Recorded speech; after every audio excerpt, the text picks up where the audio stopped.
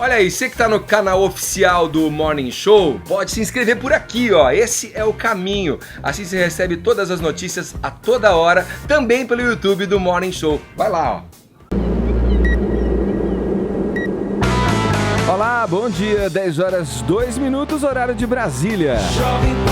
Estamos aqui, ó, para começar mais uma edição do sua revista radiofônica matinal aqui na a maior e melhor rede de rádio do Brasil. Vamos juntos, hoje quinta-feira, dia 7 de julho de 2016, programa promete e muito, o programa promete ser um golaço. Nessa quinta-feira você vai saber o porquê. Você que nos acompanha pelo Twitter já tem aí deixa, né, o enigma para você decifrar. Não, aliás, está entregue, né, Paulinha? Bom dia. Bom dia, Ed. Você sabe que o nosso Morning Squad aqui no Twitter logo cedo já pergunta, a gente tem a hashtag e tem um convidado de hoje misterioso. Vamos Casão no Morning, quem será? Não sei. Eu ia falar para você manter um segredinho para os ouvintes que não chegaram no nosso Twitter, mas tudo bem. Mudança de hábito. Dono da Odebrecht, alvo central da Lava Jato, admite erros, sim, e pede nova postura às empresas do grupo. Tá bolada, Dilma Rousseff se defende na comissão do impeachment do Senado e repete o discurso de que não praticou crime de responsabilidade. Sétima arte no Morning, as estreias do cinema e o que você não pode perder na telona, né? E o que a crítica anda dizendo sobre o novo filme de Pedro Almodóvar.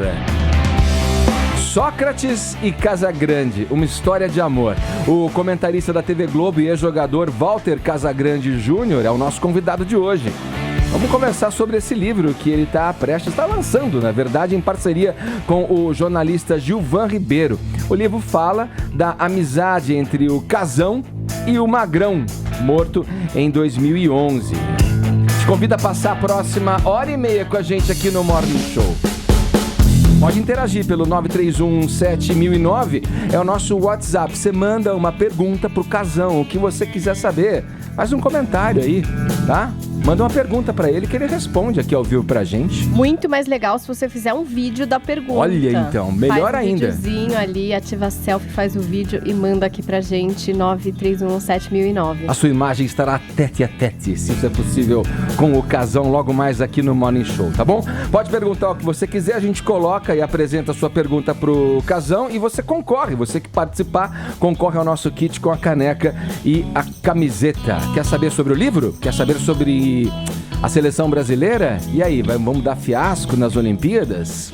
Pergunta que o Casão responde. 931171009. Se quiser fazer elogios, também a gente não reclama. A gente, inclusive, gosta bastante. Pode criticar também, que a gente está aberto e isso é uma bancada democrática. Hashtag Casão no Morning. Tá valendo para você interagir também pelo Twitter. Vez ou outra, Paulinha comenta aqui, traz um comentário de vocês também aqui pra bancada. Pode curtir nossa página no Facebook, tem conteúdo extra por lá. Vai lá, JP Morning Show. Aliás, tem um post muito legal ontem do Fábio Porchat. Uma dica pra você, se quer saber se você é homofóbico, se você é machista, se você é preconceituoso, vai lá, ouve o áudio do Porchat e sabe o que é legal? Você marcar algum amigo que precisa desse toque. Marca um miguinho lá na nossa página. Tipo, uma indiretinha assim, né? Às vezes tem gente que precisa ouvir. Tá lá, facebook.com/JP Morning Show. Tem toda essa entrevista de ontem com a Tati Bernardi, com o Fábio Porchat. E a gente já tá aqui também no YouTube, viu? jp.com.br/morning. A galera do chat comentando, Azevedo, Brahmamu, adoro esses nomes. Fabiana Garcia, muito mais gente já comentando o programa aqui no YouTube. Falado. Quero começar aqui esse bate-papo matinal com vocês e nossos ouvintes. Com vocês da bancada e os nossos ouvintes também falando sobre um assunto muito sério. E eu peço, por favor, a seriedade a todos vocês. Vejam só, o Supremo Tribunal Federal, Corte Máxima do país, está debruçada sobre um assunto importantíssimo, tá? Células-tronco, aborto, redução da maioridade, Lava Jato? Não, nada disso, meus amigos. Chega de mistério, o Supremo Tribunal Federal, o STF, pediu à Polícia Federal que investigue os bonecos. Sim, os bonecos. Existem bonecos do ministro Ricardo Lewandowski e do Procurador-Geral da República, o Rodrigo Janot. Esses bonecos que no léxico do Pichuleco são chamados de Petralovski e Enganou. Foram levados por manifestantes a um protesto na Avenida Paulista. Isso aconteceu e, segundo o Supremo, eles representam uma grave ameaça à ordem pública e inaceitável atentado à credibilidade do judiciário. E ultrapassaram os limites da liberdade de expressão. Vou dar bom dia aos professores da bancada, Cláudio Tonholi e Ellen Brau, para saber de vocês. Algo a dizer sobre isso, meus amigos? E aí? Sim. Bom dia. My name is Barry White. Você tá que tá, Nossa, hein, que né? voz é essa, Tonholi? Você trocou de voz? impostando a voz. Acho que o Tonholi fez uma cirurgia nas cordas Vocal? vocais. Foi. Vai ficar Fala um mais esse tom pouquinho. mais aveludado. Com... É o seguinte, Vai ter um gente. drive, você viu? Tem um boost. A questão é a seguinte. Isso é ridículo. Primeiro, a gente teve... Obviamente todo mundo sabe disso. Tanto o boneco do Lula com o 71 Pichuleco, o Lula não fez nada. Deixou correr, né? Cadê a liberdade de expressão? Outra coisa, eu até entendo que o artigo 5º, inciso 10º da Constituição... O que diz esse contempla o princípio da inviolabilidade da imagem. É por esse artigo, por exemplo, que você processa jornalista. Eu vou fazer uma entrevista com você e coloco a tua foto do lado de uma paginação que tem o Fernandinho Beiramar. Aí você contrata um semiota e fala que... per saltum, por associação, você tá ao lado do Beiramar. Você falando isso aí, eu me lembrei daquela polêmica envolvendo as capas das publicações semanais, né? Que fazem esses tipos de montagens com personagens públicos, né? Justamente. Agora, eles se debruçarem sobre esse tema é ridículo, porque o próprio Lula foi o cara mais estrondado pelo Pichulé com 71 e ficou quieto. Pô, não, isso é ridículo. E se a gente estivesse na Suécia, se era tudo bem, né? A Carla Zambelli é uma figura pública. Os caras têm muito trabalho lá, A né? Carla Zambelli também fez o pichuleco do Lula e o Lula não foi pra cima dela. Por que o Janot e o Lewandowski tem que fazer? Deixa pra lá, isso é ridículo. E aí, Ellen? Buenas. E aí, bom dia. Bom dia. Então, é engraçado, né? Grave ameaça à ordem pública, é isso? Eu pensei, eu vou repensar agora quando eu tiver que cobrir essas manifestações. Eu vou ficar com um pouco de temor, assim, eu ter que cobrir, chegar perto desses bonecos. Eu não sei se o nosso imperador Pato ali da. Porque o Rodrigo enganou, né? Gente, e o Petralovski, por favor, né? Assim, o judiciário reclama que é super atarefado, que não dá conta, que faltam magistrados para dar conta dos processos. Muita bobagem vai passar no STF, vai parar lá. E aí, perder tempo com isso? Essa foi super Lewandowski na Bundowski. Me desculpa. Me desculpa. Me desculpa. Brincadeira! Meu Deus! Aí.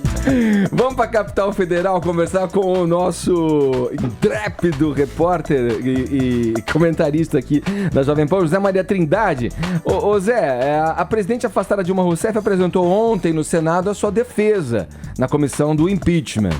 Eu vou tentar aqui, Trindade, fazer um exercício de adivinhação, né, do que consta dessa defesa aí, né? Bom, ela não cometeu o crime de responsabilidade, que o processo foi aberto por uma vingança do deputado Eduardo Cunha e que Dilma lutará até o fim pelo seu mandato. Eu acertei ou não? Pelo menos em parte, Trindade. Bom dia. É por aí. Muito bom dia a todos aí da mesa. Eu queria que fizessem um boneco do Edgar, seria bem, né? Ali na Avenida Paulista, Será? Edgar sorrindo. Será que eu tô com essa camisa bola de manguinha curta e tal. Você tá assistindo a gente pela internet, pelo jeito aí, Trindade. Pois é, tô. Deixa eu te falar, Edgar, essa história da defesa da ex-presidente, da presidente afastada, Dilma Rousseff, é interessante porque era esperada, né?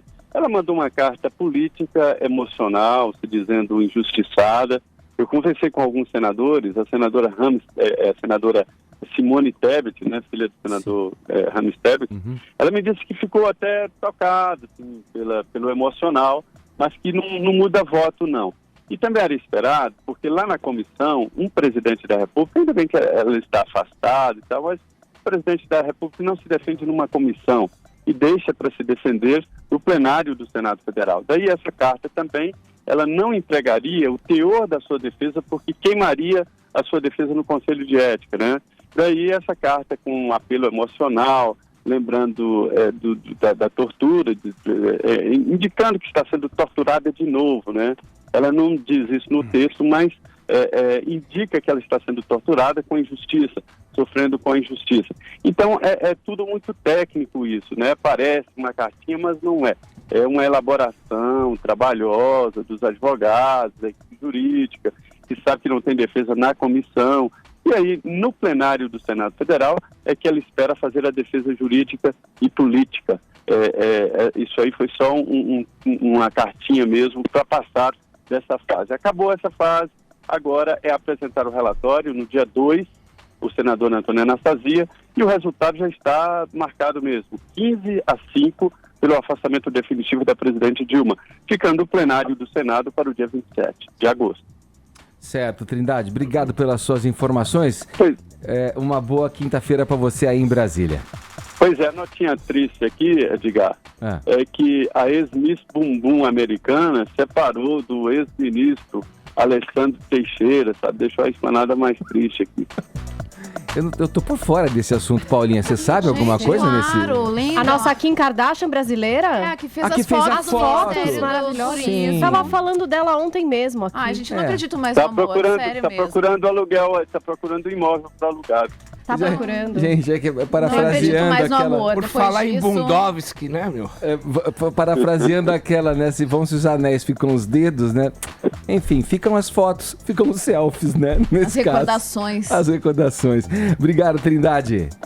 Bom dia. Bom dia pra você. Olha aqui, só pra gente pôr um Fiquei ponto mal aí, agora, seguir um pouco nessa onda da defesa da Dilma lá, ela fala tanto essa coisa da biografia, né? O que vai ficar pra biografia dela, né? Uma preocupação em não manchar uma biografia que já, pelo próprio resultado desses anos em que ela esteve à frente do país, já está um pouco conturbada por ter aí estado à frente do país, talvez na pior recessão de muito tempo, né? E as coisas que vem acontecendo. Me chamou a atenção num trecho da defesa que o Cardoso falou, né?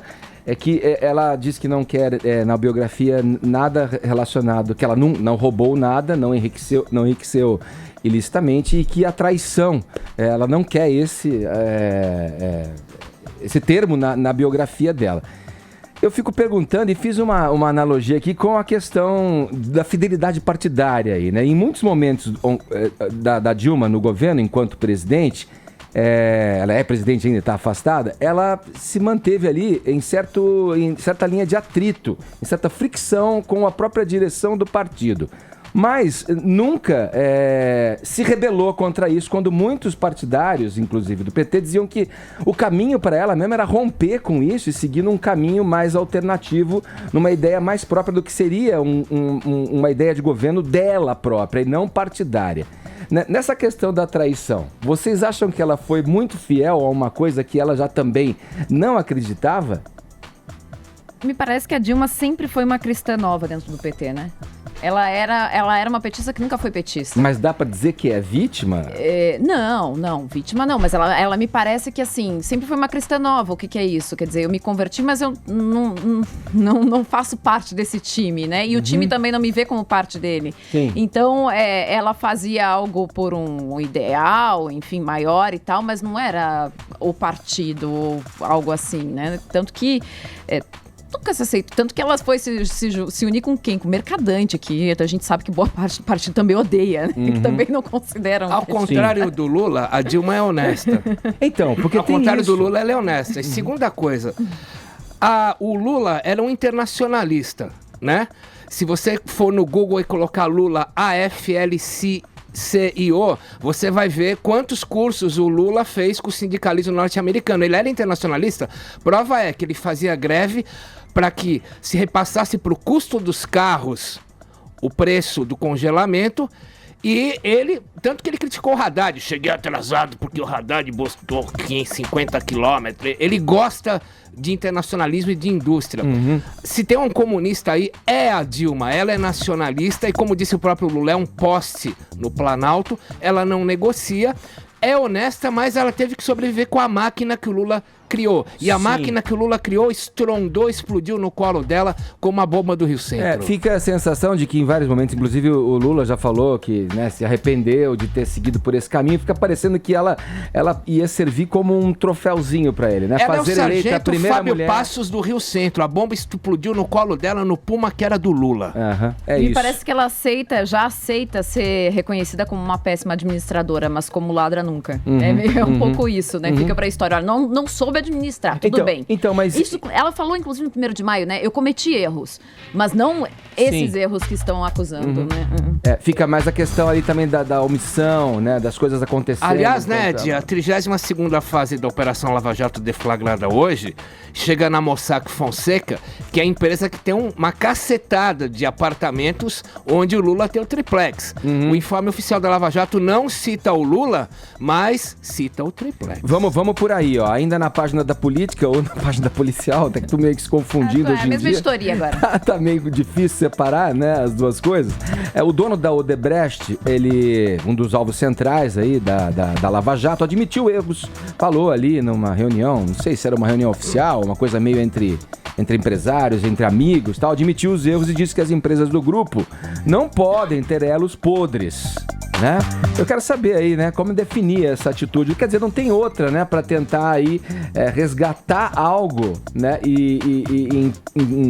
com relação à condução dos caminhos não só da Odebrecht, mas também das outras empreiteiras que estão travadas aí, todas nesse processo da Lava Jato. Primeiro tem que entender que era uma palestra, assim, no estilo palestra motivacional. Era uma palestra, para acionistas da Odebrecht, ou seja, para membros da Odebrecht. Ele estava falando com empresários e tentando explicar o seguinte, que a empresa vai perder, que ela vai perder ativos, vai perder muito dinheiro, até porque estima-se aí que os procuradores querem aplicar à Odebrecht uma multa de 6 bilhões de reais, né? Então ele estava tentando dizer que, bom, vamos perder, mas vamos lá, nós vamos perder, mas vamos sair melhor disso, mais fortes. Agora é interessante que no meio desse discurso todo, ele faz o seguinte, ele critica o excesso de burocracia do Estado e a exagerada interferência do Estado na iniciativa privada. E eu fico pensando, bom, mas se a Odebrecht não tivesse essa ligação tão estreita com o Estado, por que estaria onde está, né? Então, é uma relação muito promíscua que o Estado brasileiro tem com a iniciativa privada. Basta ver que parceria público-privada aqui no Brasil é mais ou menos assim, o Estado constrói, a iniciativa privada explora. E pronto. Né? Então é muito promíscuo isso, quer dizer, quando me interessa o Estado é bom, se não me interessa mais, ele está interferindo demais na minha vida. Sim. É engraçado, não me parece que mudou tanto não, ponto de vista. Tonholi, você acha que essa fala do pai do Marcelo Emílio Odebrecht, que é o dono da construtora, né, da empreiteira, pode causar algum efeito com relação a essas questões da prisão do filho ou não? Pode aliviar em algum aspecto ou não? Não, a gente tem que pegar o DNA do brasileiro em geral, que é falar uma coisa em público e outra no privado. Então, em público, Michel Temer fala que apoia a Lava Jato, e aí por fora, o seu coligado Renan Calheiros faz um ataque institucional e legislativo para acabar com a Lava Jato. Né? Da mesma forma, o senhor Odebrecht, ele fala uma coisa publicamente, mas a gente sabe que depois que se pacificar isso, os mesmos agentes vão continuar a delinquir. Então, a questão é a seguinte, vamos colocar os números. Por que você acha que a dívida da Odebrecht estava em 88 bilhões em 2014 e subiu 25% em 2015, no ápice da Lava Jato? Foi para 110 bilhões. A Odebrecht demitiu 1/3 da sua força de trabalho, 50 mil homens, e recrudesceu há 6 anos. Assim como a economia brasileira, é o mesmo interregno. A economia do Brasil também encolheu em 6 anos. Outra coisa, eu tenho um levantamento aqui da revista O Empreiteiro, olha, revista Empreiteiro. Tem uma publicação as empresas dos presos da Lava Jato tiveram em 2014 uma receita de 29 bilhões.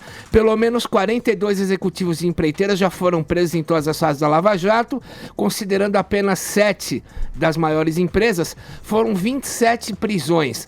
das empreiteiras, a cada 10 executivos, 6 estão presos. Então, por que diminui a receita quando os caras são presos? Simples, parou de entrar a grana da corrupção. Então, uma engenharia reversa feita em números mostra que a receita dessas empresas estava calcada em corrupção. Sim. Como uma pessoa do poder desse homem vai corrigir uma josta dessa com uma declaração de bom moço, de gentilhomme?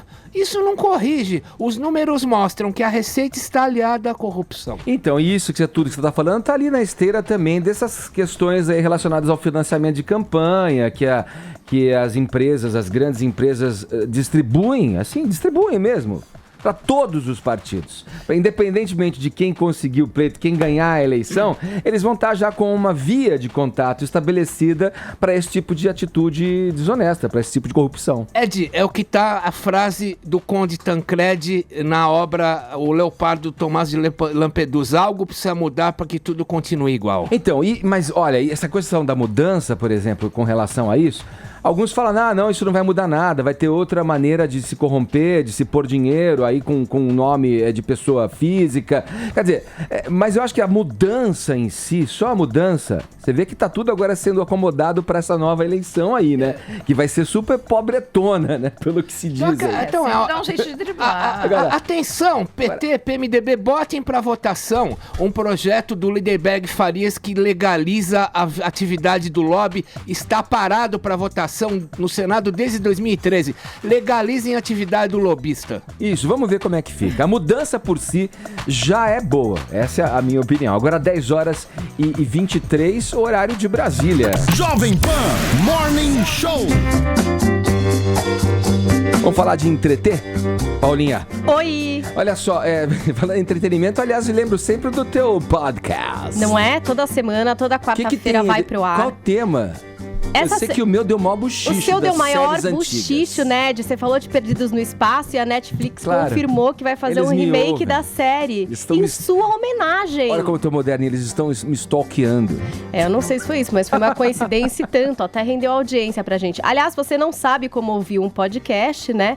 É coisa fácil. Você pode instalar aí no seu celular o SoundCloud. Pra quem tem o aplicativo de podcast no iPhone, é só você buscar por Direto do Sofá e você consegue ouvir. Tem também postado no nosso site só de séries aqui da Jovem Pan, que é jp.com.br/Direto do Sofá. Essa semana, Ed, a gente resolveu dar dicas pra galera fazer maratona nas férias. Afinal, julho, né? Galera não tá na escola, tem gente que aproveita pra tirar férias também, é uma boa hora pra você colocar em dia aí a série. Só que a gente procurou algumas que a gente não assistia e por isso também tem convidados, o Thiago Simões da ESPN, trouxe uma dica de uma série bem legal que é do diretor de Transformers e que se chama The Last Ship. E a gente teve também uma dica super legal, aliás, várias, um papo muito louco com a Amandinha do Pânico, a Amanda Ramalho, que falou desde Malhação, Cidade Alerta, enfim, até dar uma dica de série pra gente. Cidade Alerta? Não, ela falou de tanta pra coisa. Pra onde foi esse assunto? Ela deu um papo tão maluco que a nossa vida é uma série. E aí, só ouvindo lá no podcast pra vocês entenderem a linha de raciocínio.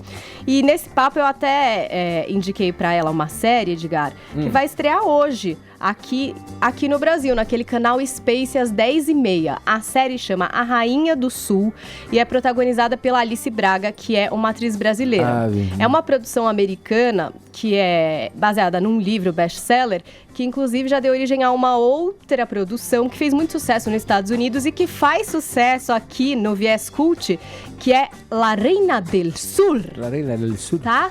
Uma novela estilo mexicana, protagonizada pela Kate del Castillo, que foi a mulher que levou o Champagne pra entrevistar o El Chapo. Sim. Então a gente tem a personagem da Kate del Castillo, feita pela Alice Braga, e hoje no Space. E também... mas tem uma coisa que eu quero saber aqui de você. Quero saber de você uma coisa, cara. Só colocar a trilha pra você já ficar esperta no assunto. Ai, nem me fala, porque eu tô louca com Game of Thrones. Atrasada e louca. Cada vez que morre alguém, eu falo, com quem que eu vou falar sobre isso? Como é que você tá, o quê? Eu estou louca. Ah, isso, completamente louca. Por que vai atrasar? Vai atrasar mesmo vai atrasar. a 7ª temporada? Os caras, os fãs vão ficar loucos mesmo. Eles já estão, porque normalmente o que se espera é que em abril de se esperava, né? Abril de 2017 teríamos a 7ª temporada de Game of Thrones. E aí os produtores já avisaram que é o seguinte: Você sabe que desde o primeiro episódio eles falam o quê? Que o inverno tá vindo, não é? The winter is coming. E nunca chega. Só que chegou, né? Quer ver o Altonholi com a voz dele grave? Fala aí, The winter's coming. The winter is coming, the winter. Olha, meu medieval, né? Super. É isso aí, meu. Igualzinho. Mas enfim, em algum momento chegou o inverno. E por esse inverno ter chegado e vai ser uma coisa sombria, invernal e tal, eles vão ter que esperar chegar realmente o inverno nas locações para iniciar as filmagens. E por isso vai ficar tudo meio atrasadinho. A expectativa é que a 7ª temporada de Game of Thrones chegue apenas no final de 2017. Você lembra quando lançou os filmes, né? Teve uma série de filmes com neve pra caramba, né? O do Tarantino, esse último do Tarantino. Muito odiados. O Regresso também, com o Leonardo DiCaprio. O Regresso também, né? Que inclusive pela sequência mudaram, vieram pro sul, para aqui pro hemisfério sul, para continuar filmando. Paula, a 7ª tem porrada. Meu Deus, tem matança, né, no Game of Thrones, que a gente espera que muita gente morra, mas de qualquer forma, fãs, se acalmem. Fim de 2017 teremos Game of Thrones e a gente segue então falando sobre séries no Direto do Sofá. Tô esperando vocês, eu, a Amanda Garcia e o João Guimarães aqui da Jovem Pan, pra bater um longo papo sobre séries. Boa, agora 10h31, horário de Brasília. Jovem Pan Morning Show. Chegou. 10 horas 35 minutos, horário de Brasília. Estamos de volta, seguindo aqui com o Jovem Pan Morning Show dessa quinta-feira, 7 de julho. Já estamos aqui na companhia do ex-jogador, comentarista da TV Globo, Walter Casagrande Júnior. Bom dia, Casão. Tudo bem com você? Uma honra tê-lo aqui conosco, pô. Bom dia, uma honra é minha e faz tempo que a gente não se vê, né? Tô contente, tô feliz de estar aqui. Boa, cara. Eu ontem vendo o jogo, falei, eu vou Casão comentando no jogo de São Paulo. Falei, amanhã ele tá com a gente de manhã lá. Legal, Casão. Meu, seja bem-vindo aqui. É uma honra ter você aqui dividindo esse bate-papo e um pouco da tua experiência. E desse lançamento aqui que eu vou de cara mostrando, que é o livro, mais novo livro do Casagrande, Sócrates e Casagrande, uma história de amor. É uma parceria do Casa com o Gilvan Ribeiro, escrevendo aí a história, né, que uniu vocês dois, né, tudo que envolveu esse relacionamento de dois craques, dois ícones corintianos. A capa é sensacional, né? A capa é muito boa e mesmo. A contracapa também, olha isso aqui, ó. É demais, né? A gente vai engrenar já nesse papo. O lançamento do livro do Casão vai ser agora, dia 12, próximo, às 19 horas, na FINAC da Avenida Paulista. Sócrates e Casagrande, como eu disse, uma história de amor, né? Que dá detalhes dessa relação do Casão com o Magrão, que infelizmente nos deixou precocemente em 2011.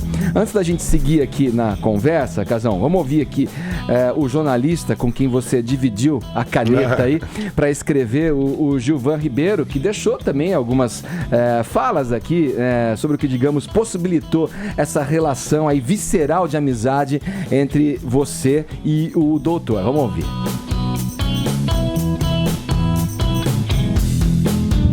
Olha, a gente tem muitos pontos em comum, né?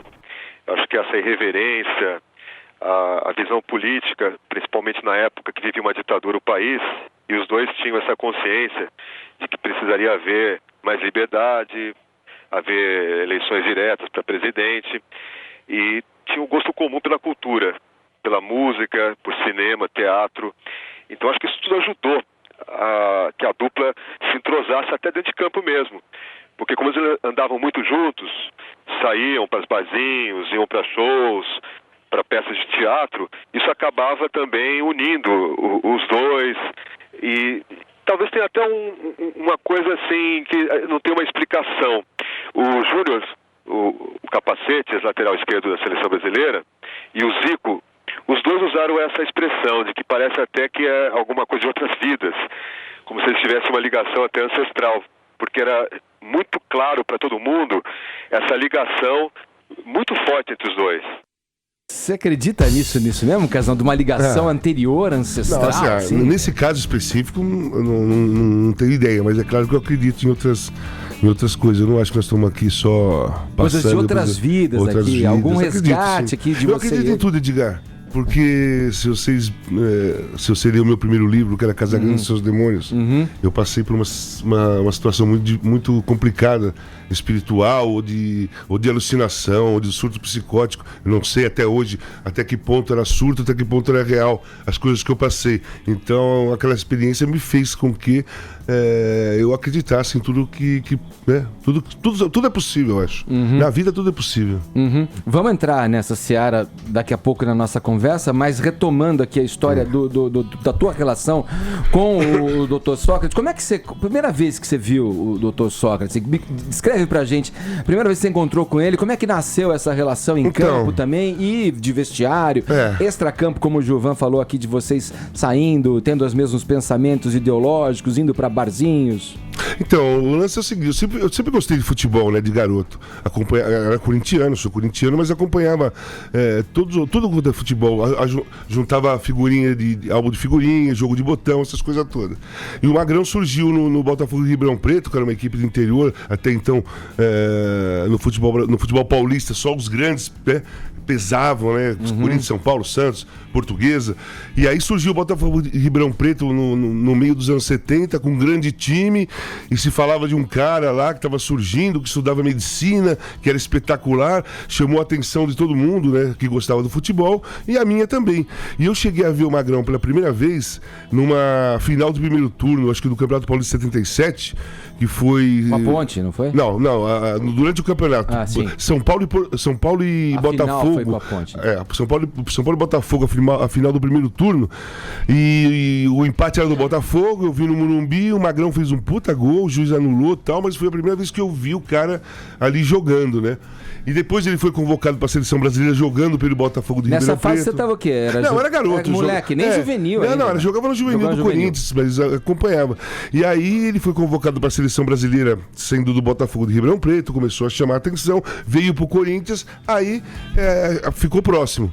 Eu treinava no juvenil e saía do treino, ia lá pro campo do Corinthians, do principal, assistia o treino do profissional. E comecei a ver o Magrão treinar, né? Comecei em jogos, eu jogava na preliminar e o profissional no jogo de fundo. Eu ficava pra ver o jogo. E comecei a ver os gols que ele fazia, a jogada que ele fazia, as coisas espetaculares. E a primeira manifestação dele a seu respeito, você lembra? Então, aí foi. Eu joguei, subi o profissional, não tinha muito contato com ele, fui pra Poços de Caldas, jogar na Caldense. E lá em Poços de Caldas, em 81, a seleção foi treinar lá. O Telele levou a seleção para fazer um período de treinamento, 15, 20 dias em Poços de Caldas. E nesse treinamento aconteceu um jogo da Caldense contra a seleção brasileira. E eu fiquei tenso, porque eu falei, vou cruzar o Sócrates, né, mas eu era juvenil lá, o cara não vai lembrar da minha cara, nem vai saber quem eu sou. Apesar de eu treinar de vez em quando com eles, eu falei, eu sou uma pessoa insignificante nesse meio agora. Aí acabou o jogo? Não, aí eu entrei no campo, ele chegou, foi lá na minha direção, e aí, garoto, tudo bem? Tá dando tudo certo aí? Falei, tá tudo legal. Fiquei impressionado com a atenção que ele me deu. Ali já gostei mais do cara, porque eu já gostava antes. Tirei uma foto, eu voltei em 82 e aí começou a história. Em 82 começou a história. E o lance louco foi assim, eu estreiei no Corinthians, né? Quando eu voltei, fiz 4 gols contra o Guará. Foi uma explosão, né? Naquele momento. O garoto, 18 anos, estreou no Corinthians, fez 4 gols. Foi um barulho muito grande aqui em São Paulo. Beleza, ele não jogou. Joguei o segundo jogo, também fiz um gol também contra o Leônico lá em Salvador. Ele não jogou. E eu louco pra jogar com o cara. Eu tava louco pra jogar com o Sócrates. Então eu joguei uma, joguei duas, parou o campeonato, Carnaval. Falei, puta, não é possível, cara. Aí veio passou o Carnaval. Aí depois do Carnaval nós fizemos uma primeira partida em Fortaleza, Corinthians e Fortaleza lá. Nós ganhamos de 5-2, o Sócrates fez 2, o Zeron fez 3. Mas eu participei de todas as jogadas de gol e falei, caramba, assim, o que esse cara faz eu entendo. E ele entende o que eu faço. Foi um entrosamento muito, muito louco, assim, pela primeira vez. E a gente nem se conversou, sabe? O treinador deu a 9 pra mim, a 8 pra ele, não tinha amizade com o cara, entramos no jogo. Ele é o Sócrates, eu sou o Casagrande começando e tal. E as coisas aconteceram muito, assim, como se fosse um time e 2 caras que já jogavam juntos há 3, 4 anos. Mais tempo. Mas e a amizade? Quando então, aí naquele dia, eu colei, né? Eu colei no Sócrates. Colou mesmo. Porque eu era fã. Colou no calcanhar do Sócrates. Eu era fã. Fiz o primeiro jogo, foi legal, fiquei impressionado e queria ficar perto do cara. E naquele dia o Fagner foi no no hotel, porque ele era amigo do Fagner. Sim. E eu tava lá embaixo, ele estava esperando o Magrão pra descer, pra sair, eu fiquei lá, também fiquei deslumbrado de conhecer o Fagner também ali, fiquei batendo papo com o cara, e aí o Magrão desceu, eles iam sair, eu tava sozinho no saguão do hotel, ele falou, vamos lá, garoto, vamos com a gente. Aí eu morri, né? Aí eu falei, puta, Fagner, Sócrates, pra onde que eu tô indo? Boteco em Ribeirão Preto? Não, foi lá em Fortaleza, depois do jogo, aí nós fomos pra noite, fomos num bar, fomos no outro bar, E eu ali, né, de cola, né, os caras ali. Aí chegou o Zé Maria também, aí fechou o pacote, porque o Zé Maria é o máximo, né? A história do Corinthians. Um dos meus amigos mais antigos, a gente estudou junto na ECA USP, na turma que entrou lá em 82, é o Marcelo Rubens Paiva. E ele me contou no almoço que você queria que ele fizesse o roteiro pra filme do teu primeiro livro. Vai virar filme? Não, então, isso aí me procuraram. Nunca foi a minha intenção fazer filme, a minha intenção do livro não era esse objetivo, principalmente o primeiro livro. O primeiro livro foi um livro de história, eu senti necessidade de passar toda a dificuldade que eu tive em relação às drogas, quis esclarecer, quis passar para todo mundo, e a minha intenção é que o livro servisse para ajudar alguém. E serviu, e está servindo, tá? Muitas pessoas me procuram, lá na clínica que eu fiquei internado mesmo, muitos pacientes chegaram lá e falaram assim, eu tô aqui porque minha mãe leu o seu livro. Você tomou isso como uma missão, Casão? Você mais ou menos. Reconheceu isso como uma missão? Assim, o que aconteceu, aquela capa do livro, aconteceu o seguinte, o meu tratamento, eu faço tratamento há 10 anos, né? Eu fiquei 1 ano internado, mas eu continuo fazendo tratamento com a mesma clínica. E o tratamento lá é em terapia de grupo. Você senta, psicólogo ali, vários pacientes, dependente químico, cada um vai contando a sua história, o drama que cada um tem, né? E você vai respondendo para ele na vida dele, depois as pessoas respondem na sua vida, e fica uma troca de informação ali e de ajuda muito grande. Então eu me trato falando. O meu tratamento é falando. E o livro é uma fala minha. Vai virar filme? Então, só para responder, me procuraram, não dei muita atenção, mas o José Loreto, que é o ator da TV Globo, ele me procurou com uma fala muito interessante. Ele era meu fã, o apelido dele era Casagrande de garoto, e o sonho dele era fazer o filme, ele amou o livro e quer contar minha história e quer fazer o filme. Eu senti muita emoção no cara, eu senti uma ligação, eu quero fazer o filme para ganhar grana, não, ele tem um lado emocional. E eu fechei com ele que ele vai fazer o filme. Isso é novidade, então. E ontem eu tive uma reunião para começar, possivelmente, iniciar alguma coisa real sobre isso. Mas foi no Morning Show, foi uma reunião ontem, por enquanto é só uma hipótese. Ô, Casão, as pessoas que têm problemas com drogas, os viciados que acabam enveredando por esse caminho, falam que é uma questão que não tem cura. Você vai até hoje nas reuniões, você participa das reuniões. Eu te pergunto o seguinte, você se sente tentado ainda, você tem vontade, você pensa em situações em que você poderia fraquejar hoje em dia? Então, antes é o seguinte, eu saí 10 anos atrás e fui oscilando, né? Fui oscilando, não tinha encontrado ainda um modo real de me manter sóbrio na vida normal. Eu tinha muita dificuldade. Faz 8 meses que a estratégia fechou e começou a funcionar. Então o que eu faço, Edgar, para evitar... Assim, vontade eu não tenho mais, mas o que eu faço? De segunda-feira, segunda-feira é o dia mais importante da semana para mim. Eu faço terapia o dia inteiro. Eu começo às 9 da manhã, termino às 5 da tarde. Eu não assumo compromisso nenhum de segunda. Ninguém me chama de segunda, eu não faço nada. Porque o meu foco é aquilo ali. E faço sexta-tarde, que é amanhã à tarde. E resolvi, dentro desse tratamento e dessa segurança que eu tenho, todo mundo tem um objetivo no projeto de vida, uma preferência, uma prioridade na sua vida. E a minha prioridade, eu percebi que se eu me manter limpo, se eu não usar nunca mais droga na minha vida, todas as outras coisas funcionam naturalmente. Os problemas que eu vou ter vão ser iguais aos dos outros. Sim. Mas o principal, para mim, a coisa principal na minha vida hoje, mais importante, é que eu não use mais droga pro resto da minha vida. E eu tô focado nisso, todas as minhas energias estão nisso daí, estou trabalhando fortemente nisso, e é isso que eu vou fazer até o fim da minha vida. Aquele episódio do acidente com você, envolvendo o acidente, teve a ver com isso? Com uma recaída? Não, a recaída não, foi o dia que eu fui internado. Sim. Eu já estava há um bom tempo desnorteado mesmo, tinha me afastado de tudo, sozinho. Você não tinha estado internado antes? Não. Eu tava me drogando o dia inteiro, assim, descoordenadamente, sem beber água, sem droga, comer. Casão, ou qualquer maconha, cocaína... Não, maconha não. Todas as outras. As outras. Menos crack, maconha. heroína. Não. Menos maconha, crack e êxtase que eu nunca vi. Agora, heroína, cocaína, droga injetável principalmente, que era o meu problema mais sério, era a droga injetável. Comprimidos com álcool, né? Toda essa mistura, remédio pra dormir, remédio pra ficar acordado, junto com álcool, junto com a cocaína, junto com heroína e cocaína. Eu tava fazendo uma mistura muito, muito potente ali, por um mês, 2 meses. Aí sofri aquele acidente e minha família me internou, entendeu? E aí eu comecei a me tratar, e hoje eu tô...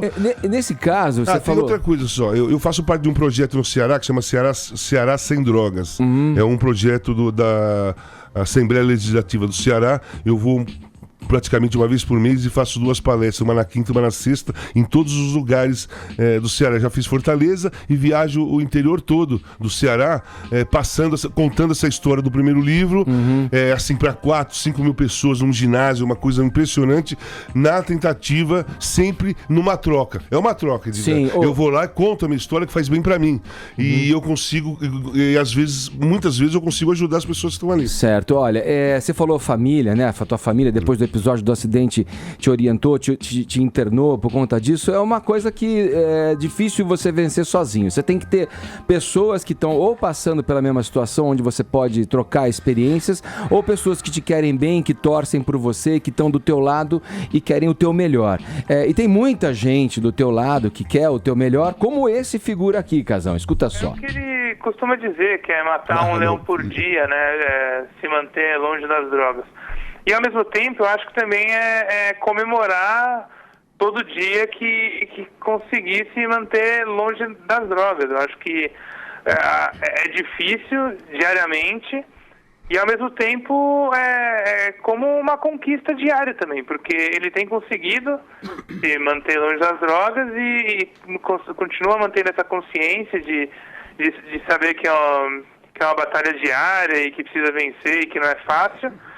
E a família comemora junto, né? Ele não tá sozinho, ele sempre pode contar com a gente com o que precisar, mas a batalha principal é dele contra as drogas. Então, o mérito vai ser sempre dele, mas a comemoração vai ser coletiva. A gente vai vibrar com ele, assim como ele deveria comemorar pela própria conquista diária aí de se manter longe das drogas. Seu filho, Vitor.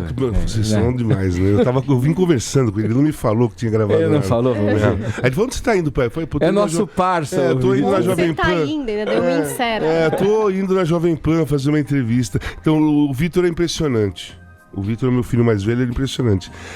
Eu fui internado involuntariamente, né? Óbvio, eu não queria ser internado. Até porque, quando você está doente, da doença da dependência química, você nunca acha que é doente. Não reconhece. É a fase da negação.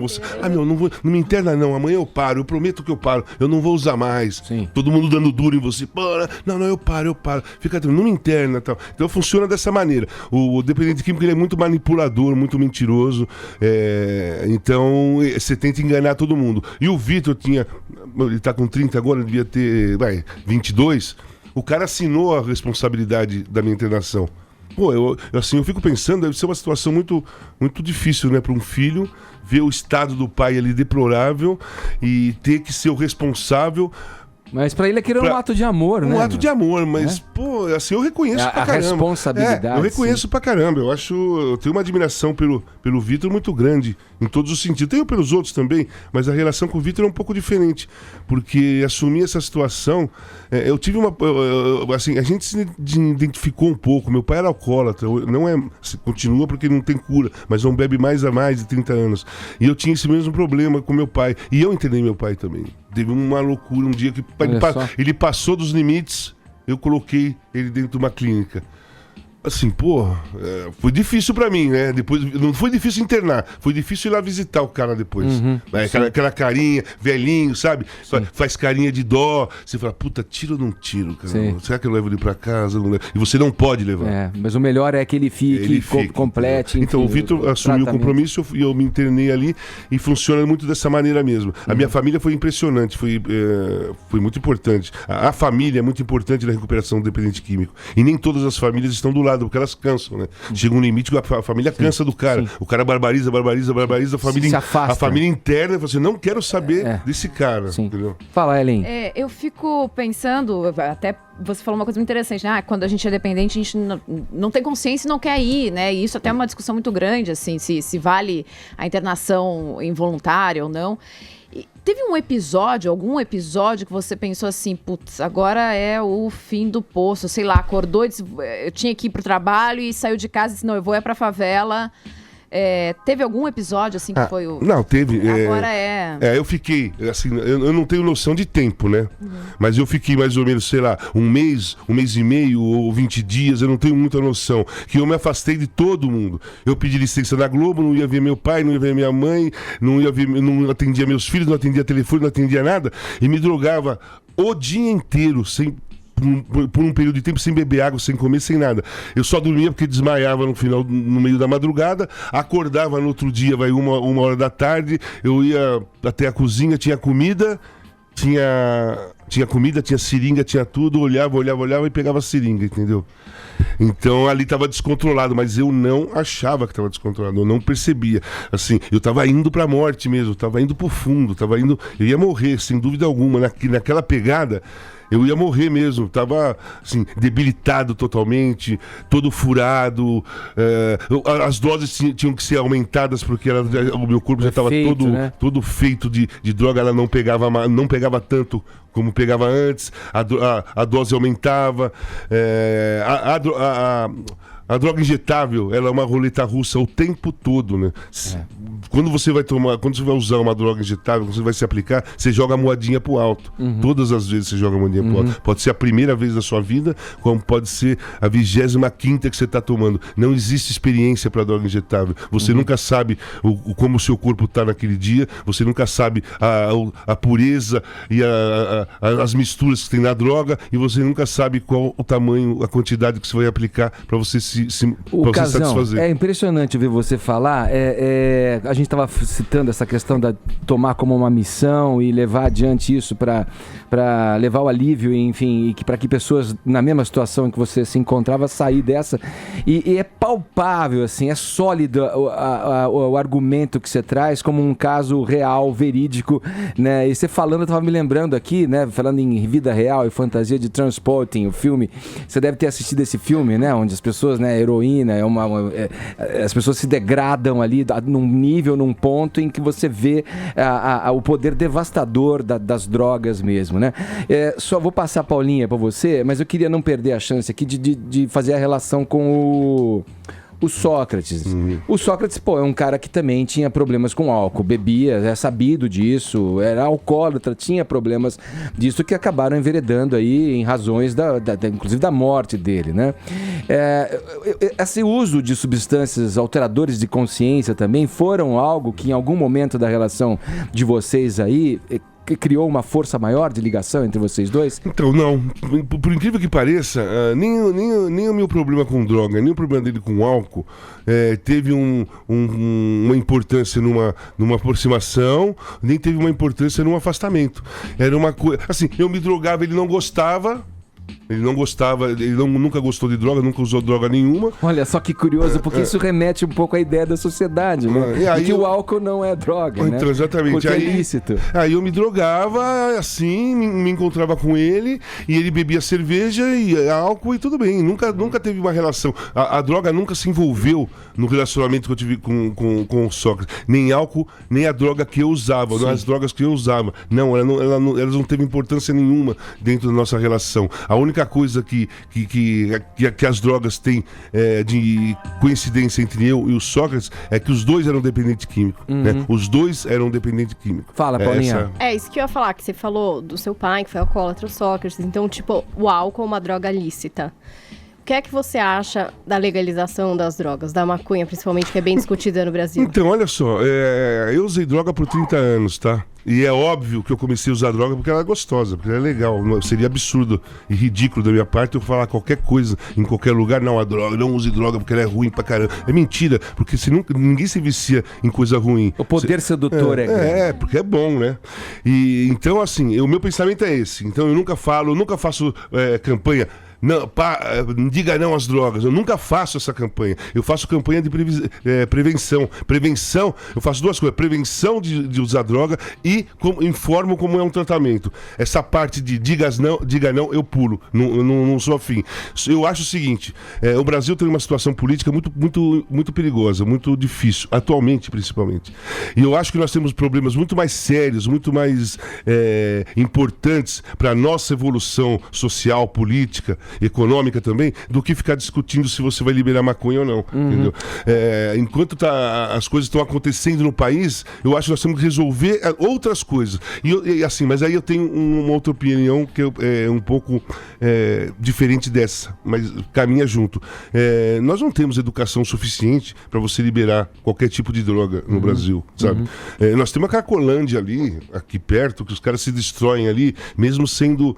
não é legal e né? Porque os caras já se acostumaram com aquilo ali. Tudo, é sabido. A polícia até protege, ele fica ali só para... Mas ninguém morrer. Opa, deixa os caras.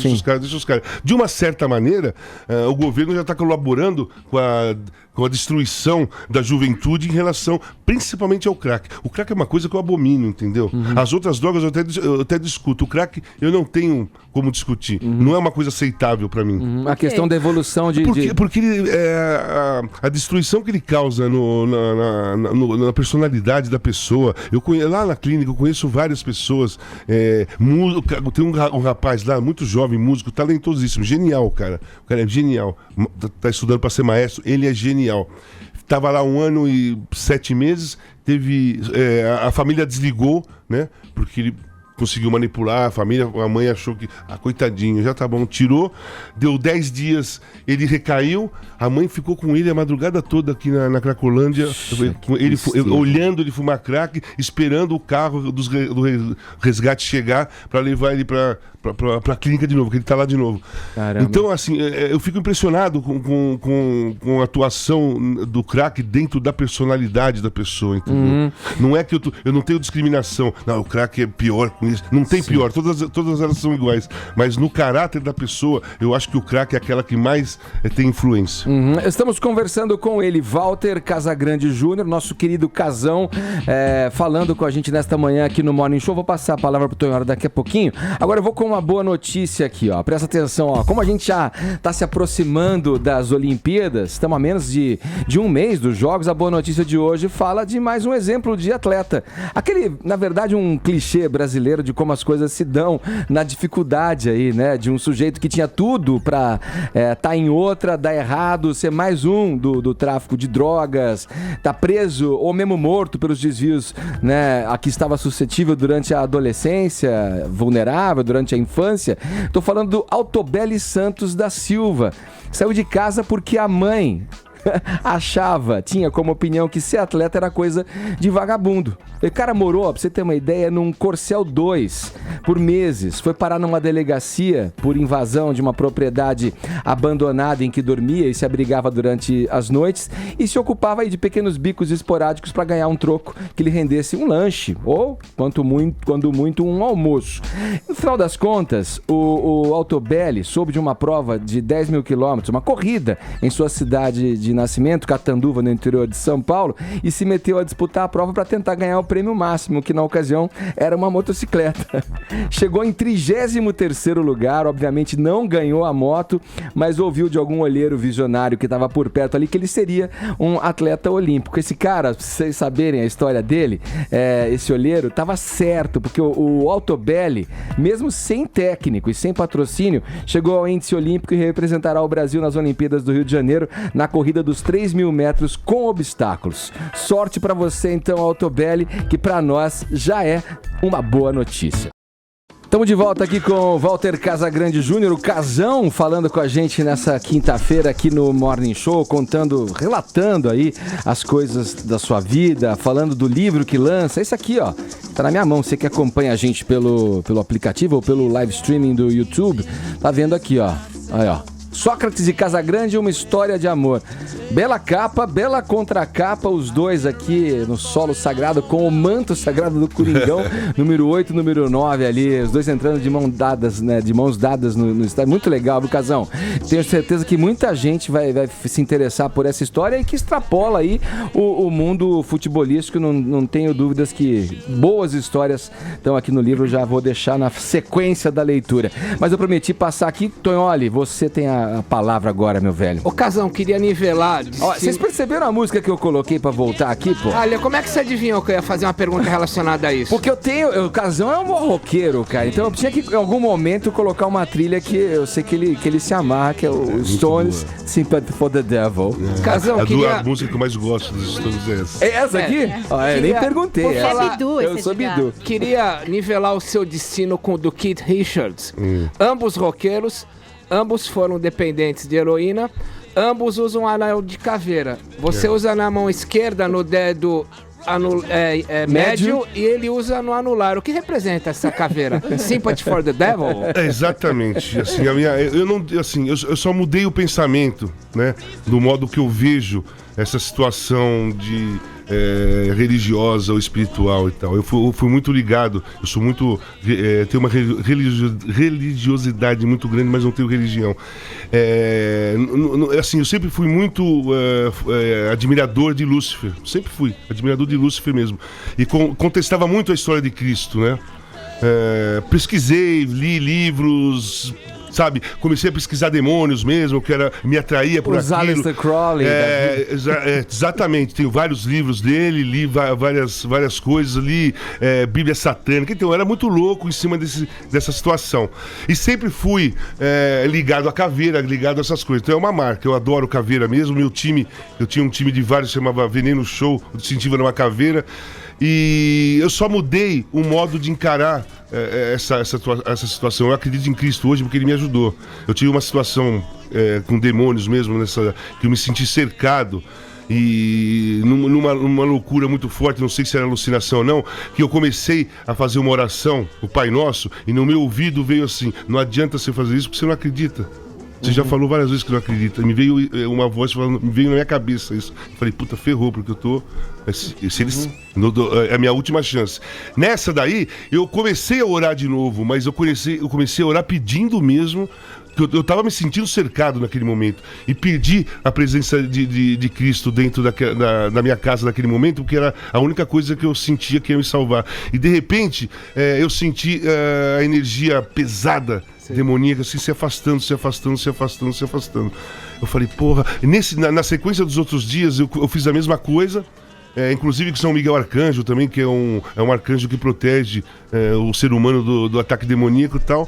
Eu comecei a fazer orações, procurei na internet, colocava ali a oração, e essa situação que estava muito pesada na minha casa, ela começou a diminuir, até ela sair definitivamente. E aí eu pensei assim, porra, o que eu faço agora, né? Aí eu resolvi, assim, a minha admiração pela história de Lúcifer é a mesma. Eu acho um personagem fantástico, tá? Mas a minha admiração por Cristo e a minha fé em Cristo, ela aumentou muito mais. Eu não preciso de um templo, né, e nem de uma religião para ter uma adoração para alguém, né? Para Cristo principalmente. Eu tenho dentro do meu coração, me salvou. Eu não sou evangélico, não sou nada, eu não vou sair. Cristo.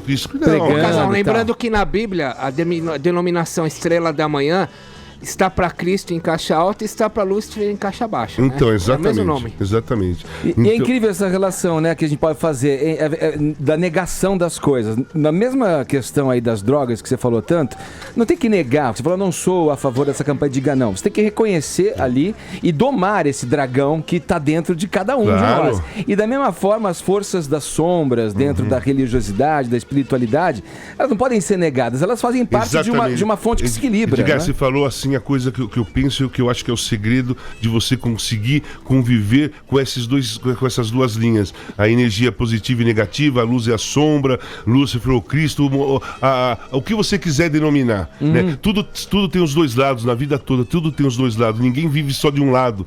Né? E na realidade, não é necessariamente que a luz seja má. Nem que a sombra seja má, nem que a luz seja boa. E Deus não é tão bom assim. Nem sempre ele é bom. Tem horas que ele tem que tomar atitudes que aparentemente para nós seja ruim, mas na realidade é o certo. É o entendimento que se faz disso. Não tem o certo e o errado. Às vezes você vai por uma linha errada para todo mundo que é o certo para você. Ô Casão, vamos retomar aqui a história com... Deixa eu até tirar essa trilha que não teve nada a ver. Isso aqui acho que é melhor. A sua história com o Magrão, o Sócrates aqui. Teve um momento ali que vocês deixaram de se falar, né? Eu queria saber o que aconteceu, se você se arrepende de algo e o que de fato, né, distanciou vocês dois em determinado momento. Então, quando você... É que nem um casamento, né, cara? Você conhece a pessoa quando você namora e fica noivo, mas quando você casa e começa a conviver com ela, você começa a perceber alguns detalhes nela e ela começa a perceber detalhes em você. Minha relação com o Sócrates foi a mesma coisa, né? Demorou um tempo pra eu aprender, para eu entender de que forma que ele era carinhoso. Eu sou muito mais carinhoso, sou muito mais afetivo. Então, por exemplo, ele foi pra Europa, ficou na Fiorentina, começou a ir mal, muita crítica. Eu arrumei o telefone dele, liguei, Magrão, beleza. Quando eu voltei da Itália, fui pro Flamengo, a primeira coisa que eu fiz é arrumar o telefone dele, liguei, tal, não sei o quê. E aí, nós começamos a ter uma aproximação. Chegou uma época, eu fui pra TV Globo, comecei a trabalhar, aí teve um dia, assim, uma terça-feira, segunda, sei lá, ele me liga, eu tava na TV Globo, falaram que a Globo quer contratar mais um comentarista aí, vê se dá pra falar de mim e tal, não sei o que, seria legal, tô interessado. Eu falei, Magrão, beleza, eu vou falar. Falei, os caras, por diversos motivos, pra TV Globo seria o máximo ter o Sócrates, pra qualquer emissora seria o máximo. Mas a imagem dele tinha muitas coisas que a TV Globo ou qualquer outro não gostava. A voz dele não era muito boa pra TV, fica difícil de entender. A imagem dele não era tão boa. E a desconfiança que as pessoas tinham na responsabilidade exatamente por causa do álcool. Do alcoolismo. Né? Então, aí se passaram 2 dias, eu entrei no Lelis aqui da Paulista, tava lá o Juca Kfouri, o Magrão, o José Trajano e tal. Eu entrei lá, eu trabalhava no Estadão, eu entrevistava as pessoas no Lelis. Aí eu cheguei perto deles e aí o Magrão falou assim... Olha o cara que se vendeu pro sistema da TV Globo. Eu fiquei puto, né? Putz, aí já... Fazia 2 dias. Aí eu falei, caraca, o que esse cara falou? Putz. Beleza. Passou, não foi um motivo, mas foi uma gotinha. Se afastamos e tal, não sei o quê. Aí eu comecei a aprender. O Magrão, assim, ele era muito irônico. Então, às vezes, ele fazia uma brincadeira que tinha um pouquinho de seriedade, mas muito mais de ironia. Ele era muito provocador. Se você pegar as imagens que tem do Magrão, principalmente em contestações políticas e tal, ele era provocador. Ele era uma forma dele se manifestar, ou de ele reivindicar, ou de ele levantar bandeiras, era provocando. Mas pintou essa dose do rancor aí dele, então, né? Mas aí passou, foi. Aí eu comecei a me incomodar com as coisas que ele não terminava, né? Ele começava teatro, não terminava, ele começava cinema, não terminava, ele virou médico de novo, parou, fez uma sala de fisioterapia em Ribeirão Preto, aí um dia me ligou, eu vou fechar, vê se você consegue vender aí, vende pro Corinthians e tal, não sei o quê. Aí isso aí começou a me irritar porque eu gostava muito dele, eu me preocupava muito com ele, eu não sabia a situação dele, né, social, como é que tava financeiramente. Né? Eu falei, Magrão, você não finaliza nada, você não acaba nada. Até o Juca fala no livro aí que o Juca estava presente numa discussão minha com o Magrão, não é uma discussão, uma troca de ideia, que o Juca falou assim, nossa, foi a primeira vez que eu vi que os valores se inverteram. Antes era o Sócrates que dava dura no casão quando tinha 18, 19 anos, que usava droga, era louco e tal. Agora eu tô vendo o Casa dar uma dura no Magrão porque ele não se realiza. Essa relação de mas aí, assim, ali, né? Mas não teve uma briga, não teve uma ofensa, não teve nada. Mais do que isso que eu te falei, mais dessa história que eu te falei, foi mesmo a vida que afastou. Sim. Ele teve outros compromissos, outros objetivos, eu tive outros, entendeu? Sim. Principalmente por causa da droga. Eu tive que me focar em mim por muito tempo, não podia focar em ninguém pra eu me recuperar, Se entendeu? reservar em você. Então, olha, vamos lá rapidinho com mais uma pergunta. Tem aqui os ouvintes pra falarem com o Casão também, que mandaram perguntas aqui. Casão, tem uma pergunta sobre a democracia corintiana. Eu lembro que uma vez, numa quarta-feira, no De Repente Bar, em 83, Não, vai nessa, 84, o massagista do Corinthians, você era o único solteiro, entregou pra todas as mulheres e os caras casados, vocês faziam de quarta-feira no De Repente Bar na Bela Cinta uma festa de arromba, foi manchete do Jornal da Tarde. Lembra disso? Tem isso aí. Mas isso daí que você está falando foi na semana da final do Campeonato Paulista em 82 contra o São Paulo, que surgiu um boato que estavam armando pra polícia, pra me prender, pra desmoralizar a democracia e pra enfraquecer o time pra jogar a final com o São Paulo. Então o que foi decidido? Pela gente mesmo. Os solteiros vão ficar uma semana no hotel e os casados ficam em casa, mas os solteiros ficam ali, não sei o quê. A concentração. Aí nós viemos pro hotel, né? Aí chegou no hotel, fizemos uma reunião, chamamos o Eduardo, que era o casado que ia tomar conta da gente. Assim, Eduardo, vamos fazer a programação. Segunda nós vamos na boate. Desce mais. Terça a gente dorme pra jogar contra o São Paulo. A gente joga contra o São Paulo e vamos pro De Repente. Na quinta a gente vai pro De Repente, sexta De Repente. Sábado teve uma feijoada no Magrão, domingo a gente joga com o São Paulo de novo. Nós somos campeão. O barulho maior não foi tanto De Repente, foi a feijoada do sábado. Tá vendo? Porque o Magrão chegou no sábado lá no campo do Corinthians pra gente treinar. Eu falei, ele falou, e aí, Casão, tudo beleza lá no hotel? Eu falei, pô, Magrão tá, mas não tem feijão lá. Faz uma semana que a gente não come feijão, só arroz e tal. Deixa comigo. Não tem? Peraí. Ligou pra casa, prepara uma feijoada.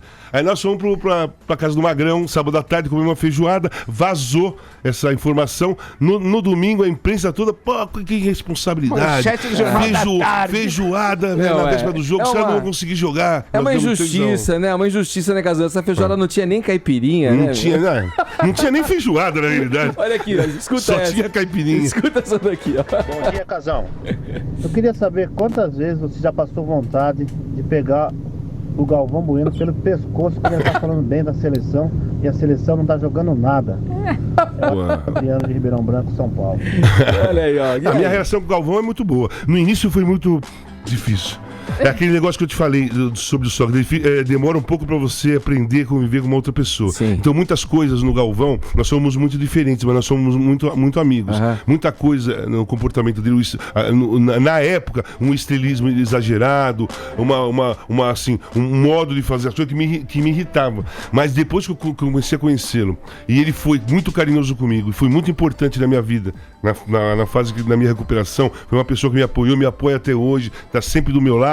E eu tenho uma admiração e um prazer de estar do lado do Galvão muito grande, entendeu?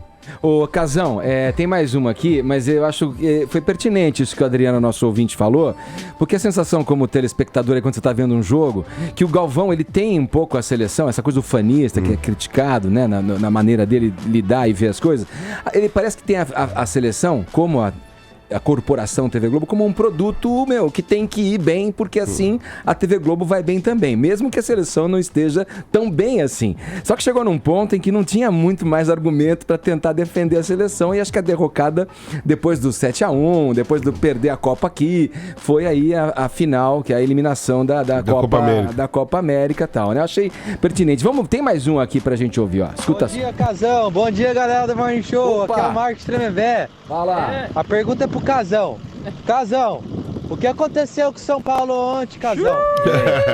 Olha, lá de São Paulo é o seguinte. Agora São Paulo até o fim. Eu tô fortalecido hoje nessa história de São Paulo. O que aconteceu? Porque é o seguinte, desde o começo do ano, faz 4 anos, na realidade, mas nesse ano principalmente, que eu tô falando que o time de São Paulo é fraco.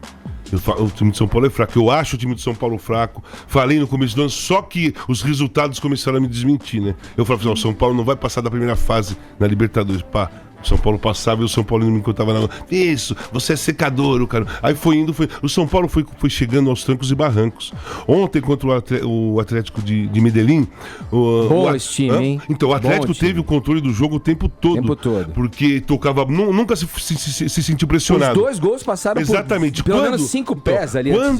Quando o Michael foi expulso, que eles se viram com um jogador a mais e o modo deles jogarem era de toque de bola, eles envolveram o São Paulo, fizeram 2 gols e depois pararam. O time do São Paulo é inferior ao Atlético e o São Paulo tem que tomar cuidado agora, porque provavelmente não vai passar para a final da Libertadores, só se acontecer alguma coisa muito diferente. Um milagre, que nem disse o Juca. E no brasileiro já tá um pouco lá embaixo. Eu não tô falando que corre o risco de cair, não. Eu tô falando que corre o risco de não classificar nem para uma Libertadores no ano que vem. Ficar no meio da tabela, que é muito pouco pelo tamanho da história do São Paulo, né? Tem um cara que quer falar aí. O Casão, ontem no final do jogo... eu pensei que era o Tite, pô. Teve relatos dos torcedores organizados que bateram em torcedores comuns. É verdade, isso daí meu marido foi no jogo, teve que correr assédio, e fugir, e os caras falavam é culpa de vocês, que não modinhas, vem no estádio, quem não era frio. O que você pensa da torcida organizada no Brasil? Porra, assim, a torcida o que precisa é o seguinte, as leis serem cumpridas. Não é questão, o problema não é torcida organizada, o problema não é grupinho de pessoas na esquina, não é isso. O problema é que eu fico impressionado que parece que o futebol é um outro mundo, né? O futebol é um outro planeta. Dentro de um estádio de futebol, eu posso te dar um soco na cara, Edgar. Tá tudo beleza, nós vamos embora. Se eu fizer isso na rua, você dá queixa, eu sou preso por agressão. Dentro do estádio de futebol, pode até matar, porque já aconteceu isso e ninguém vai preso. Nossa, parece que é um outro mundo, cara. As pessoas se sentem... blindagem, né? Parece que a impunidade dentro do mundo do futebol, ela é enorme. Então, essas pessoas que às vezes tem pessoas legais, tem pessoas que são legais, mas são violentas, tem pessoas que são mesmo marginais e estão no meio de torcida organizada, tem um monte de coisa diferente ali, que elas se utilizam, né? Principalmente os maldosos, eles se utilizam dessa impunidade que acontece no futebol e desse mundo paralelo, que parece que o futebol pode tudo. Se começar a ter, se começarem a ver, né? Que não precisa nem começar, é mesmo. O futebol faz parte do mesmo mundo da gente, né? Sim. Né? Então as leis têm que ser feitas, têm que ser cumpridas lá dentro do campo também. Claro. Se bateu, agressão, vai preso, matou, vai ser julgado e tem bagunça no estádio, você pega o torcedor, proíbe ele de entrar no estádio. Na Inglaterra acontece isso, na Europa acontece isso, na Inglaterra tinha o mesmo problema nos anos 80, da violência dos hooligans, né? Eles têm que se apresentar na delegacia do Liverpool jogo, e tal. A Inglaterra fez um trabalho social tão forte de educação no estádio que hoje não tem nem grade. Você viu o joguinho ali como se fosse um teatro. E ninguém invade, cara. Tudo civilizado, né? Aqui tiraram as grades pra Copa do Mundo, como da hora pra outra fosse ficar todo mundo educado, parece instruído. Como se a grade fosse o problema. Vamos tirar a grade que todo mundo se educa. Casão, meu amigo querido, é o seguinte, infelizmente o nosso tempo acabou. Putz, esse bate-papo iria facilmente até o começo da tarde aqui. Só vou passar aqui para os ouvintes que chegaram agora. A gente levou uma ideia aqui com o Walter Casagrande Júnior, Casão, lançando Sócrates e Casagrande, uma história de amor. Esse livro aqui, para quem está nos acompanhando pelo YouTube, tá vendo em minhas mãos, que tem lançamento dia 12, às 19 horas na FINAC, aqui da Avenida Paulista, e vai dar uma rodada, né, Casão? Tem no dia 16... Tem no Corinthians, Memorial do Corinthians, no Parque São Jorge, no dia 19 na Livraria Saraiva, do Shopping Rio Sul, lá no Rio de Janeiro. Então você carioca que nos acompanha aí pela internet, e em Ribeirão Preto, claro, terra do Dr. Sócrates, o lançamento na Saraiva, né, no Cineclube Cauim, ali em Ribeirão Preto, no dia 26. Então 12 aqui, 16 no Parque São Jorge, dia 19 no Rio de Janeiro e dia 26 em Ribeirão Preto. Casão, sucesso pra você, sorte na sua vida, querido. Estamos sempre te acompanhando. Obrigado. Eu também, agora que eu te localizei, né? Porque eu te encontrei na quinta-feira. Agora eu já sei onde você está. Isso, então boa. As minhas energias boas vão estar pra você também. Obrigado, Casão. Grande abraço pra você, viu, querido? Valeu, obrigado, tudo gente. de bom. Olha, vamos aí agora falar de turismo pra fechar aqui. Reta final total, correria, né, absoluta. Nossa colaboradora Cindy Wilk, que é da To Go Travel, dessa vez está na Alemanha, em Hannover, né, para contar pra gente o que tem por lá, além da boa cerveja, né? Eu que gosto da cerveja já me interessaria em parar num bom boteco. Ellen, eu sei também que gosta de uma... Na verdade, eu sou do vinho. Você é do vinho? Você como a ascendência alemã... Eu sou do vinho. Então vinho branco, né? Porque na Alemanha o vinho branco é o... Não, tinto. Eu acho que hoje você não acertou comigo, caramba. mas tudo bem, vamos lá.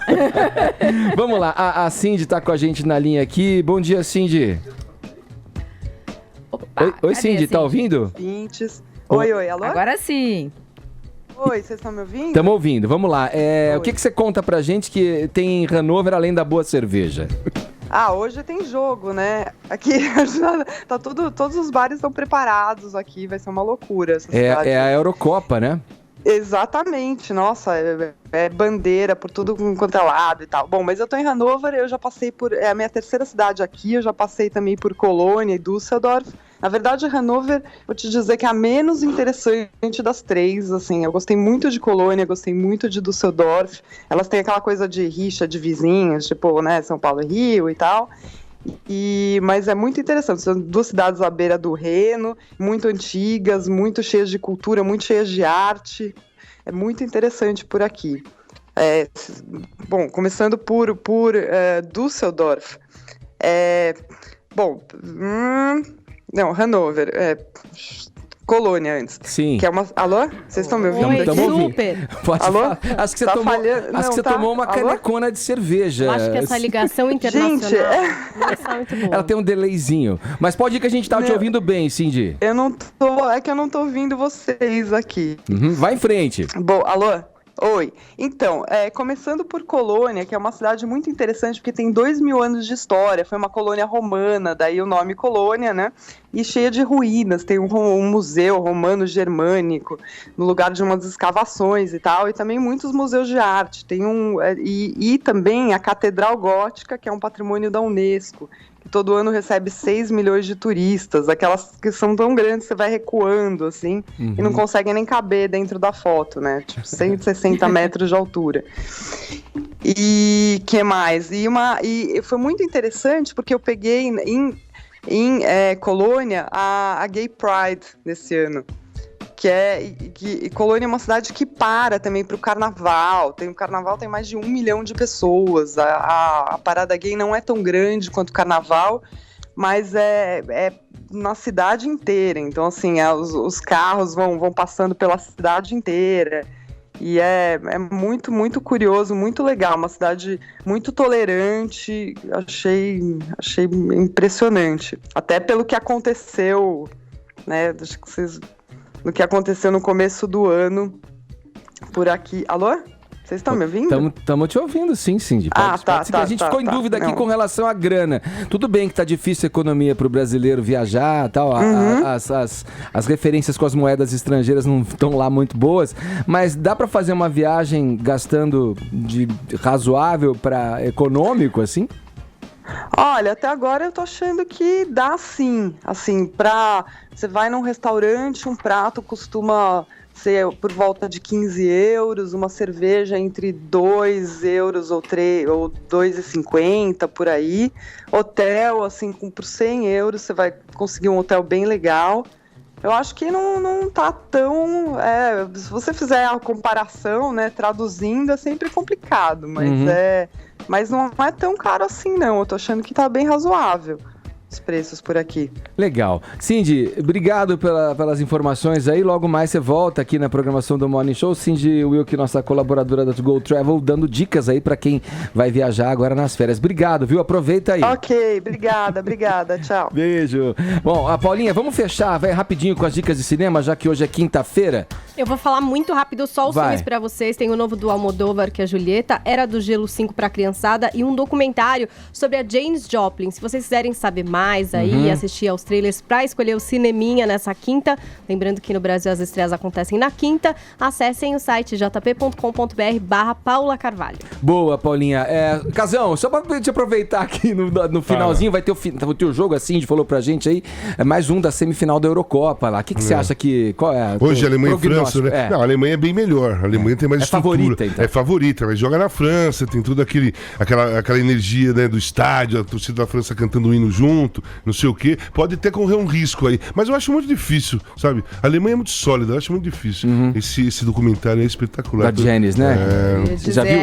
Não, eu não vi, eu acompanhei muitas reportagens, desde quando o iniciou se falar sobre isso. Eu sou apaixonado pela Janis Joplin, né? Então eu não vou perder. Boa. É muito incrível mesmo. Bom, fica a dica. Fica a dica. Falou rapidinho. Então a gente tá em cima do lance. Na ponta da agulha aqui. Então a gente termina mais essa edição especial, muito especial, que teve a presença aqui do nosso convidado Walter Casagrande Júnior, o Casão.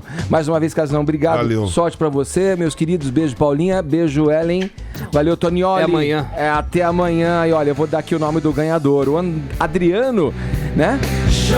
Que falou aí do Galvão Bueno, fez a pergunta e leva o nosso kit. Adriano, a produção vai entrar em contato, você recebe a canequinha e a camiseta do Morning Show em breve, tá? Amanhã tem mais a partir das 10 aqui na Jovem Pan.